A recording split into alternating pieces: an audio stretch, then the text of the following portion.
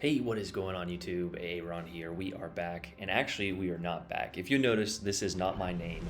This is going to be the first of hopefully many community replays to come on my channel. I've been wanting to do this for probably 6 months now. Kevin actually sent me this video 2 months ago. He had an epic replay in the Zieten here.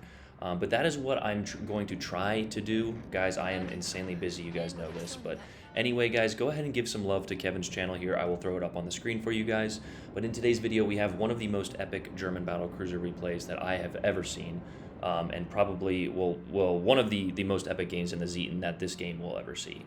But anyway, Kev is in the Zieten here, and he's actually with another community contributor. I don't know if you noticed, Mr. R. Lewis, and his division mate. I think they were doing count-ins. I'm not exactly sure because he pings in here. But regardless of that, what we're going to do in these videos is kind of highlight a little bit of strategy, but just kind of show you guys the replays that some people who maybe don't have the following that me or a few other CCs have, the awesomeness that is lost sometimes just because somebody doesn't have a YouTube channel.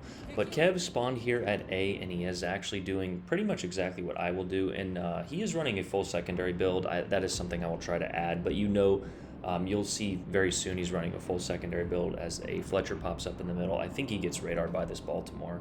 And also, just on a side note, I like to emphasize this when I get an awesome replay or a damage record especially, and I said this for my daring damage record video.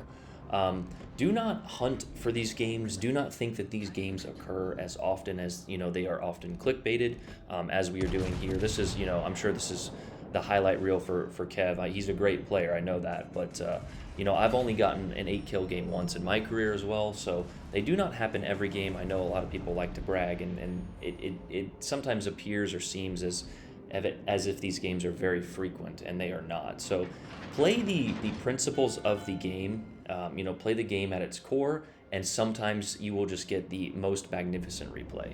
But if you notice there, Kev actually got a few secondary hits and a few decent gun hits on that Fletcher, and that Fletcher is actually, ironically, the only kill he does not get, and one of the only medals he misses out on. So not to spoil anything, but the rest of the game here, and it's an exciting one, is all Kev.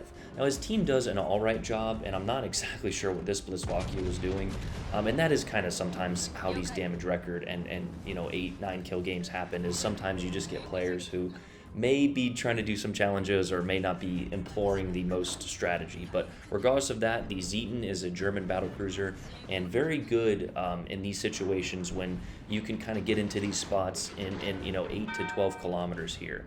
And I will point something out that you should pay attention to. The team is very weak on the right side, and the rest of the ships completely avoided B and went into A. I'm not sure why. So again, talking about strategy here, as Kevin absolutely abuses this Blitzwakia.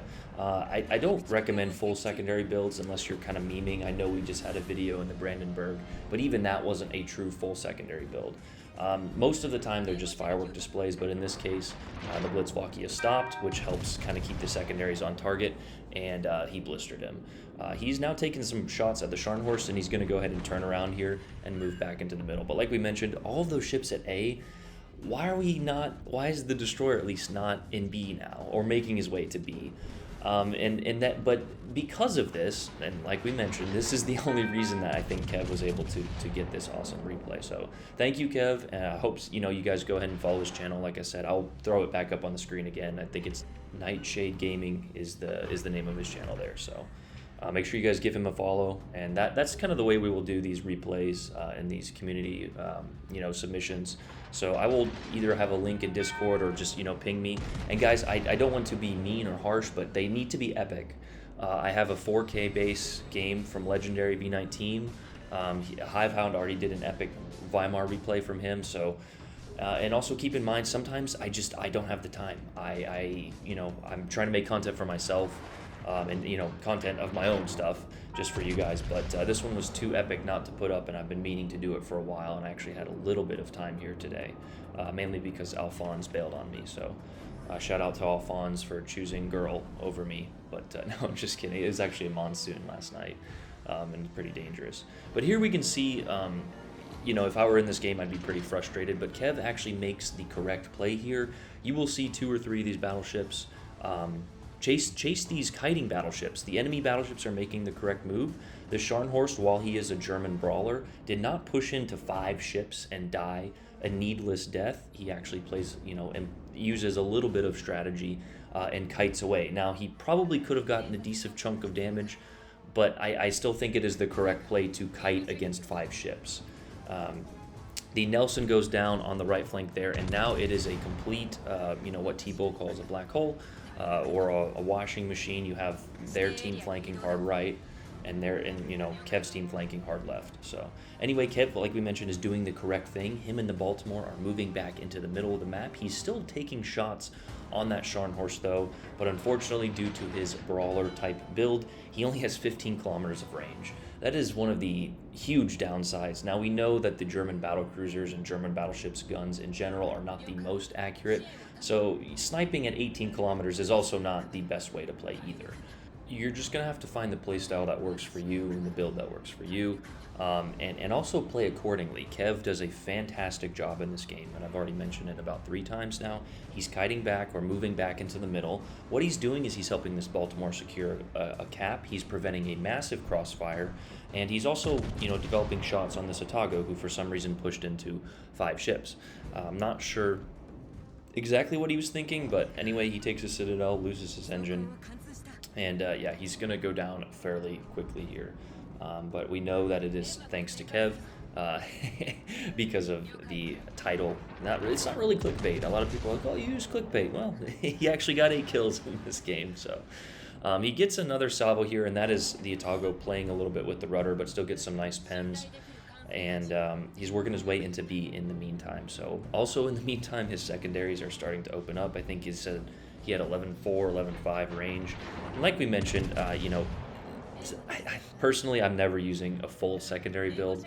I have a high secondary build, but that extra kilometer just doesn't, it's not worth it to me to sacrifice all that accuracy and all that range, etc. But this is the build that Kev is running, and it worked really well for him. He does get a few secondary hits here, and he actually gets a fire, which is the reason the Otago goes down. He gets another shot off as he is noticing the other ships that are shooting at him. This is a dangerous spot, and Kev actually makes the right move here. He goes behind this island to prevent massive crossfire. A lot of people also have commented on you can see him kind of playing with his cursor here and moving a lot. A lot of the upper echelon of players do that. They're looking at the game other than just looking down the binoculars. I know some people say it's hard to watch, and I'm actually, Kev's actually a little bit more twitchy than I am. There's a few of those shots on the Otago as he gets another close quarters on that Atlanta. A few of those shots on that Otago were like very quick twitch, actually probably a little bit quicker than me, but that is, that is just the traits of an upper echelon player is looking all around you at all times. A lot of people get broadsided and they're like, well, what happened? Well, you were just focused on that Otago and not paying attention to the 2 battleships that were right here. But like we said, Kev makes a fantastic play. This one is a little potentially questionable, but I know what he's doing. He's getting his torpedoes off and he's angling away. Most German battleship players will go for a ram after the 12 secondary hits, but he gets 4 torp hits, more than I would have gotten, that's for sure. And he knocks the Confederate and high caliber with one swoop in one side of torpedoes from the Zieten there. Now the Bismarck does heal, but he's maintaining his angle now, which is a good move, and he's also avoiding the other battleship that is right there instead of just charging in. If you use a tiny bit of strategy with these things, unlike I did the other night when I got death struck, you can absolutely abuse ships. Now, some people think you just have to YOLO in, and that's just not the way. Sometimes it works, like we showed in that Pommern game. If we get some island cover, you can absolutely abuse it. I wonder what Kev's score would have been with the secondary module on this one. That seems like a fun, he could have gotten even more. But here is the Brandenburg, and that is why he also kited away the torps from the Brandenburg. We know that the Zieten and other German battlecruisers have limited damage cons, so he wanted to avoid taking those torps. But there is the Kraken unleashed with 3 enemy ships left, so I think that what Brandenburg went down to fire, but just a fantastic positioning, target selection, and just knowing your ship. There's a lot of different ships in this game, and I'm having a lot more fun just kind of exploring them. We all know that the Baltimore and Des Moines can absolutely abuse ships, and I do have a video talking about positioning coming out in the Des Moines, because a lot of people there's some people that don't like playing that way, and while that is, you can play the game however you want, there are certain strategies that work just a little bit better uh, than others. But when you find these ships and you figure out how to play them, um, they can absolutely be, just a wrecking ball in the right hands. You also do need the right opponent, like we kind of mentioned at the beginning here. Um, it is a combination of multiple things. A team that sometimes is very passive and then aggressive in the right circumstances, or a team, that may be on a coffee break or something at work. I don't know. um, like I said, just try to play to the best of your ability, and sometimes, through the wonders of matchmaking, you will get these games. But anyway, Kev is moving back in here. His team does have good control, and if I'm being honest, this game should not have been as close as it was, I guess. The Iowa goes down there, and the Scharnhorst, while he is very low, they do get some good touches on this other cruiser, and this other cruiser actually goes down. There is a Belfast there, and Kev is doing the appropriate thing, trying to target that.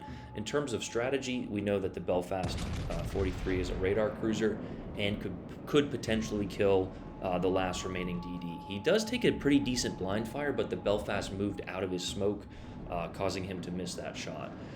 But now is the time. Kev is got the positions and the ships he wants. He is targeting, or secondaries rather are targeting the Iowa while he takes a shot at this Belfast. And of course, with typical German RNG, the first shot doesn't do it.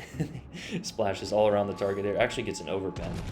But then, of course, in typical RNG fashion, he gets the pitted L on the last shot there to finish off that Belfast. But now this Iowa has completely mispositioned. He is so far out of play. The Iowa does have one play left. That is to overmatch the Zieten's bow.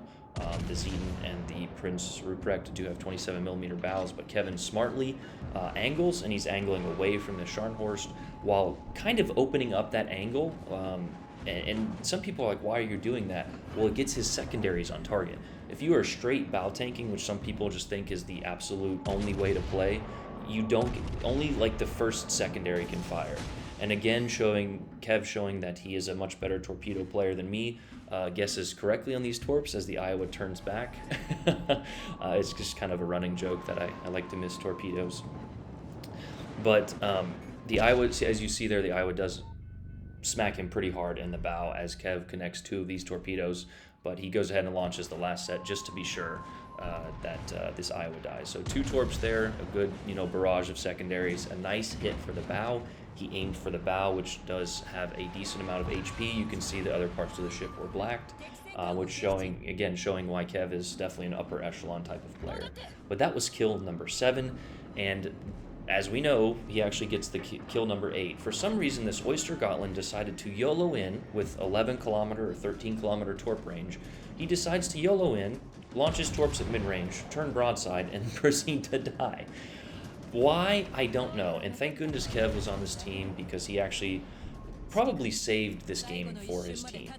But he actually didn't stop there, so he needs to do a U-turn here. Thanks to that, his secondaries and that Oyster, actually, I think he hit 1 or 2 torps. The Scharnhorst is low, so Kev actually had to use pretty much all of his health here. He goes ahead and pops this heal as he comes around the corner here and finishes off this Scharnhorst for kill number 8. If I had to, if I had to put in my 2 cents here, Kev, you could have stopped and helped out your teammate there, but no, we're just kidding.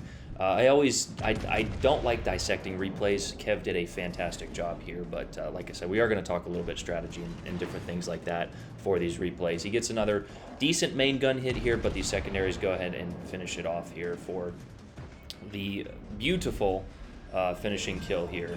Not sure why that wasn't another close quarters, but it wasn't. So anyway, Kev gets the fantastic final score here, and I actually think personally he was robbed a little bit in terms of XP.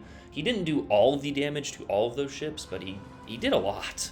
203,000 Dreadnought, close quarters, 2 of them Confederate high caliber, and obviously the Kraken there with an 8 kill replay and an assist and capture. So in combination with that Baltimore, I think Kev absolutely carried his team. um, I just, yeah, it's one of those games where it's just a fantastic replay. So Kev will try and answer any questions about builds or different things like that. Make sure you guys check out his channel. Join my Discord and submit games to me. Guys, I don't know which types I'm going to choose. I might choose funny games. I'm going to choose awesome replays, of course. We could do a 7 or 8 kill series if you guys have those replays. Try to have the replays in HD or 1080 at the very least. I know Tiger had one in 720. It's rough to do a replay on a replay of that. So I hope you guys enjoyed that. Make sure you guys give some love to Kev's channel, and a huge shout out to him for submitting this like 3 months ago. So thanks for that, Kev. I love you, dude. I hope you guys enjoyed that, though. That was an awesome replay. But yeah, make sure you guys like, comment on the game. Hey, run out. Peace.